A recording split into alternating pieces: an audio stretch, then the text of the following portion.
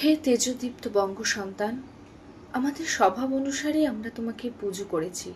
আমাদের স্বভাব অনুযায়ী আমরা তোমাকে ভগবান বানাতে চেয়েছি, হয়তো পেরেওছি। কান্নার সমুদ্র আজও উত্তাল, অজ্ঞানতার অন্ধকার আজও ভয়ঙ্কর, কর্মবিমুখ অট্টালিকা আজও স্রোতস্বিনী। আমরা এই ধোঁয়াশা ঘেরা শূন্যতায় দাঁড়িয়ে তোমার কথা ভুলে তোমার পুজো করি।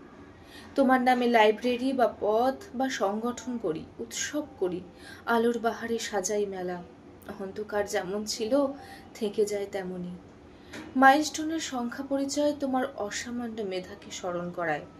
মায়ের ডাকে সাড়া দিতে তোমার ভয়হীন নদী পার হওয়া তোমার অন্তরের মাতৃভক্তিকে তুলে ধরে। তুমি আমাদের অন্ধকার ভেঙে আলোর বর্ণ পরিচয় ধ্বনি করেছ। তুমি আমাদের বিভ্রান্ত কবিকে শপথে এনেছ, তার হাত থেকে আদায় করেছ মেঘনাদ বধ। তুমি গরিবের কান্নাকে তুলে নিয়েছ নিজের চোখের পাতায়। তুমি বাল বিধবার যন্ত্রণাকে পাথর করেছ নিজের বুকে। তুমি লুণ্ঠনকারী ইংরেজের মুখের ওপর তুলে দিয়েছ স্পর্ধার চটি জুতো। আর সমুদ্র হিমাচল ভারতবাসীর ক্রোধে আমরা তোমাকে প্রথম ভাগ আর দ্বিতীয় ভাগে ভালোবেসেছি। অক্ষর জ্ঞান সমাপ্ত করেই আমরা চিনতে শুরু করেছি সেই সব মহামন্ত্র যাতে করে আখের গুছানো যায়। আমরা কোনো এককালে তোমাকে নির্বাসিত করেছি কারমাটারে।